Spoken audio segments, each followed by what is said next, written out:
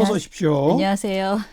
그 헝가리 유람선 침몰 사고 많은 보도들이 쏟아지고 있는데 네. 이 와중에 그 피해자에 대한 여행자 보험금이 얼마일까? 이 보험금 거론하는 기사들 나와서 충격을 줬죠. 네. 그런 보도들이 나왔다고 저도 이제 제보를 받아서요. 저희 민원연이 한번 전체적으로 관련 보도가 몇 건이나 있나 좀 조사를 해봤습니다. 예. 예, 막 구조 작업이 시작됐을 때, 그러니까 실종자의 생還여부가 확정되기도 전에 피해자들이 받을 수 있는 보험금이 얼마인지를 논하는 기사들이 나왔다라고 네. 저희한테 제보가 들어왔습니다. 그러니까요. 그래서 이제 대표적으로 기사 몇 개를 제가 읽어보고 깜짝 놀랐어요. 그래서 이런 기사들이 더 나올까봐 조금 더 빠르게 저희가 관련 보도를 거의 종합을 해서 이제 정리를 했습니다. 사실 보험금 액수를 논하려면 최소한 사건이 좀 수습이 된 이후에, 사고가 수습이 된 이후에 만약에 보험에 문제가 생겨서 제대로 보상을 못 받는 피해자들이 있거나 예, 예. 그럴 때 나와야지 되는 거거든요. 예, 그런데 예. 정보의 가치도 없고 상처만 줄 수 있는 그 희생자 또는 실종자 가족에게 큰 상처가 될 수 있는 이런 내용을 이렇게 빠르게 보도하는 것은 굉장히 무례한 행태다라고 볼 수 있습니다. 빠르게라면 언제요? 29일 날 침몰했는데 언제부터 이런 보도가 나왔어요? 30일부터 보도가 허허, 나왔습니다. 바로 다음 날? 네. 30일에는 주로 인터넷 언론을 통해서 보도가 됐고요. 31일에는 지면 보도에도 실린 경우가 있습니다. 네. 일단은 그 저희가 포털에서 30일과 31일 오후 3시를 기준으로 해서 보험이나 보험금 관련 내용이 들어간 기사를 검색을 해보니까 총 209건이 집계가 됐습니다. 어이구, 많네요. 예, 그런데 그 중에서 제목에서 보험금 액수를 명시했거나 또는 내용에서 보험금 액수, 그러니까 금액을 구체적으로 언급한 기사를 따로 추려봤더니 이런 기사가 총 21건 정도 됐습니다.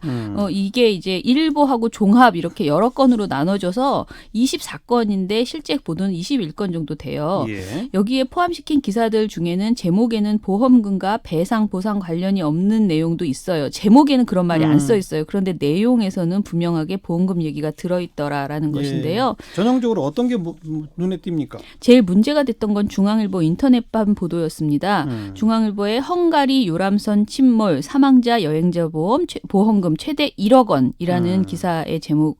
이 보도는요. 제목에서부터 보험금 최대 1억 원이다라고 이렇게 예상치를 강조해 놨고요. 본문에서도 유람선에 타고 있던 여행객이 가입한 여행자 보험금 규모는 사망 1억 원, 상해 치료 시 5천만 원인 것으로 확인됐다라고 하면서 아주 구체적인 금액을 이렇게 소개를 했습니다. 예. 사실 중앙일보보다 뉴스원이 먼저 이 기사를 썼는데요.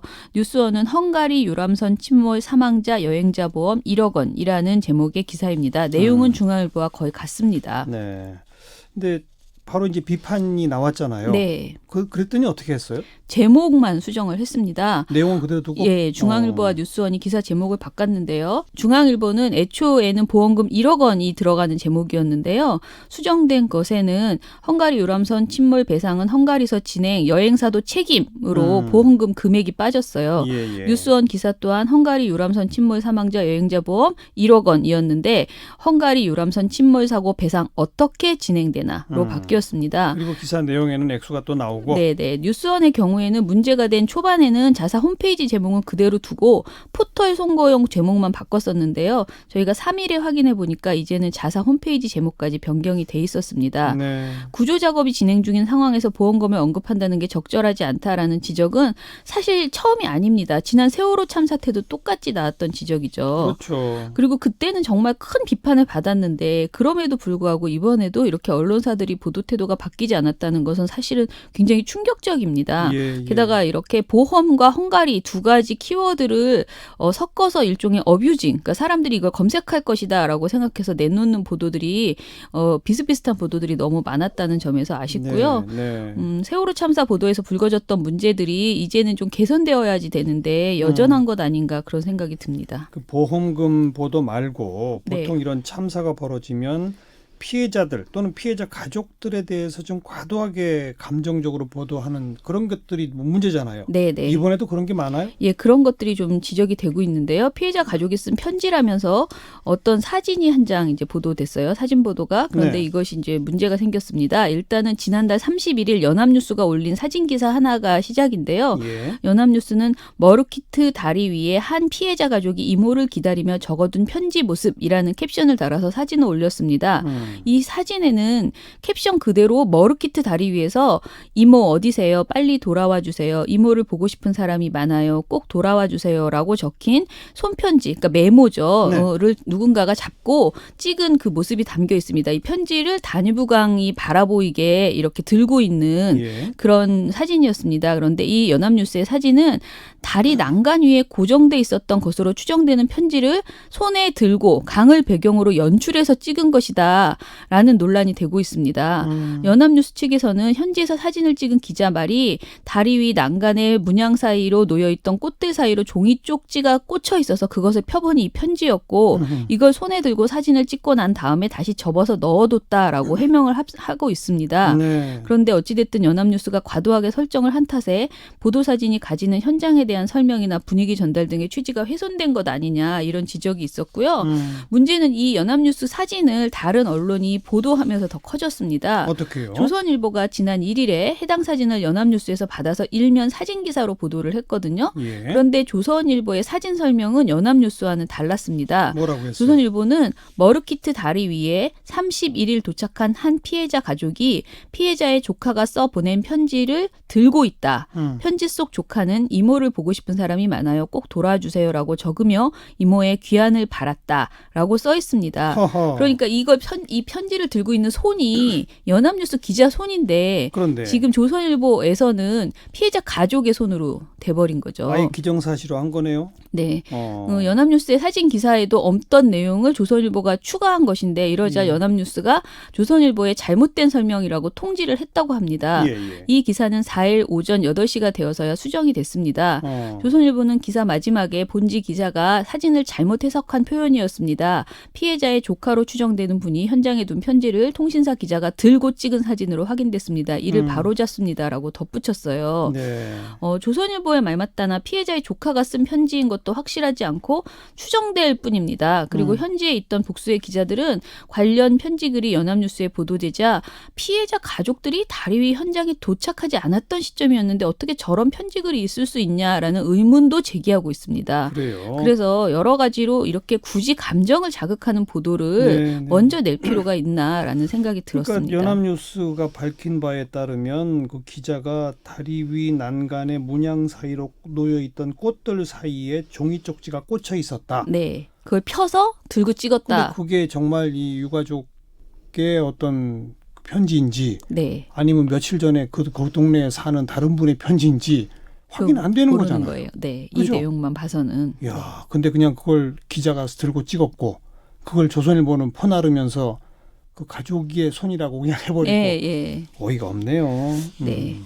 그리고 또- 더 충격적인 일이 있는데요. 예, 예. 헝가리 유람선 사고와 관련된 유가족들의 개인 신상 정보가 언론사에 유출되는 사고가 있었습니다. 그래요? 네, 이제 유가족들의 신상 정보가 담긴 3장짜리 보고서가 SNS 그 단톡방 같은 곳에서 언론 기자들에게 유포되고 있는 건데요.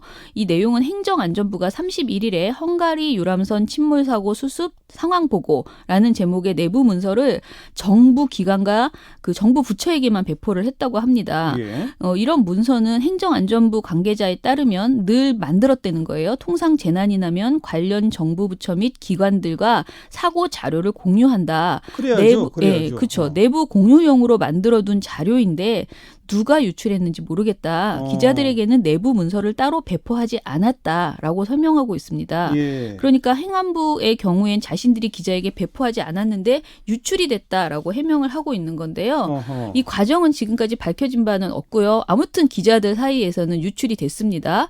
이 보고서에는 사고 피해와 구조 진행 상황 그리고 피해자 및 가족의 명단과 주소, 연락처, 가족관계 등이 담겨 있습니다. 이 문서가 이제 그 SNS 채팅방에 유출됨으로써 이를 토대로 해서 일부 언론사에서는 헝가리 유람선 사고를 취재하고 있는 기자들에게 유가족 저촉을 하라라고 지시를 했다고 합니다. 예. 이 때문에 사고 초반인 30일과 31일에는 유가족이나 그들의 주변인들을 취재해 보도한 경우도 있었습니다. 예. 이에 대해서 행안부는 31일 보도 참고 자료를 내고 헝가리 사고의 원활한 수습과 피해자 지원을 위해서 수집한 피해자 및 가족의 개인정보가 지원 업무 처리 과정에서 유출됐다면서 언론의 피해자와 가족에 대한 취재 보도에 신중을 기해달라 이렇게 요청하고요. 송구스럽다고 사과의 뜻도 표명했습니다. 네네. 어떻게 보면 절반은 본인들 책임임을 행안부가 어찌됐든 인정한 것이죠. 어쨌든 자기들이 주진 않았지만 유출됐잖아요. 네네, 그렇죠. 저는 이제 한국기자협회 등이 이제 재난보도 준칙을 세월호 이후에 만들었잖아요. 예. 그런데 이제 업데이트를 했죠. 그런데 중요한 것은 만드는 게 아니고 지키는 거거든요. 이번에도 그래서 안 지켜졌네요. 안 지켰습니다. 다시 한번 숙지하고 관련 보도를 이어나갔으면 좋겠고요. 특히 선정적 보도 지향이라는 조항이 여기 있습니다. 예. 피해자 가족의 오열, 과도한 감정 표현, 부적절한 신체 노출, 재난 상황의 본질과 관련이 없는 흥미 위주의 보도 등은 하지 않는다. 네. 자극적인 장면의 단순 반복 보도도 지향한다. 네. 불필요한 반발이나 불쾌감을 유발할 수 있는 지나친 근접 취재도 자제한다. 이렇게 강조하고 있습니다. 이 내용을 꼭 지켜줬으면 좋겠고요. 이미 TV조선 보도들을 보면은요, 5월 31일 보도만 해도 헝가리로 출국하는 피해 가족에게 다가가서 예. 취재를 시도하는 모습이 보입니다. 피해 가족은 그냥 혼자 가고 싶은데요라고 답하는 모습이 보이거든요. 굳이 이렇게 따라가서 취재하지 않아도 된다라는 말씀 드리고 싶습니다. 참 번번이 반복되는 문제예요. 네네. 그다음에 조선일보가 일면 탑으로 북한 인사들이 처형당하고 숙청됐다 했는데 며칠 만에 오보로 밝혀졌죠? 네네. 조선일보가 5월 31일 일명 기사인 김영철은 노역형, 김혁철은 총살이라는 보도를 내놨는데요. 예. 이 보도는 대북 소식통을 근거로 해서 북한이 하노이 북미 회담의 협상 결렬에 책임을 물어서 실무팀을 집단 숙청했다라고 보도했습니다. 특히 미북 회담의 실무 협상을 맡았던 김혁철 국무위원회 대미 특별대표와 외무성 실무자들을 처형했다. 대미 협상을 총괄했던 김영철 노동당 통일전선부장도 형명화 조치를 당했다. 이 형명화 조치라는 건 강제 노역 및 사상 교육이라고 합니다. 네네. 김혁철과 김영철이라는 두 인물 각각 처형과 노역형을 강조를 했는데요. 익명의 북한 소식통의 전원을 큰 따옴표로 따서 김혁철이 지난 3월 외무성 간부 4명과 함께 조사받고 미림 비행장에서 처형당한 것으로 안다라고 보도했고, 김영철은 해임 후 자강도에서 강제 노역 중이다라고 더 구체적으로 전하기도 했습니다. 예. 이 보도의 모든 근거는 익명의 대북 소식통 전원이었고요. 김성애 통일책략실장, 신혜영 통역사의 정치범 수용소 수감도 덧붙였습니다. 네. 그리고 1면뿐 아니라 3면에서 관련 보도를 내면서 김영철은 자강도에서 형명화 교육 등의 내용을 재차 전했습니다. 그런데 이 모든 게 모든 것은 아니죠. 이 중에서 특히 김영철 관련된 것은 오보임이 이제 입증된 것이죠. 며칠 만에 사진이 나왔잖아요. 네네. 김정은 뭐 몇 자리 건너편에 앉아 있는. 네네. 예. 조선일보가 보도한 지 3일 후인 6월 3일에 조선중앙통신이 김정은 국무위원장과 리설주 여사가 참여한 군인 가족 예술 소조 경연 사진을 공개했는데요. 거기에 김영철 노동당 부위원장도 함께 공연을 관람하는 모습이 비쳤습니다. 네네. 김정은 위원장도 참석하는 공식 행사에 참석했으니까 건재한 것으로 해석할 수밖에 없는 그런 내용이고요. CNN의 4일 보도도 주목할 만합니다. CNN은 복수의 익명 소식통을 근거로 해서 김혁철은 구금 상태에 있으나 살아있다. 김혁철이 총살됐다는 등의 내용이 담긴 보도는 오보다라고 이렇게 보도를 했습니다. 미국 CNN은 김영철 부위원장에 대해서도 익명 소식통을 인용해 조용히 사무실에서 자아 비판 문서를 작성했다. 권력을 거의 뺏긴 상태라면서 조선일보가 전한 노역형과는 거리가 먼 내용을 전하고 있습니다. 네. CNN뿐 아니라 다른 외신들도 김영철 노역형 보도를 거론했습니다. 미국 워싱턴 포스트는 31일에 익명의 미국 관리들과 외교관을 인용해서 김혁철 숙청설에 대해서 아는 바가 없다거나 매우 회의적인 반응을 보였다라고 하면서 조선일보의 2014년 현성을 공개 처형 오보까지 다시 한번 언급을 했습니다. 방금 그 지적한 것처럼 네.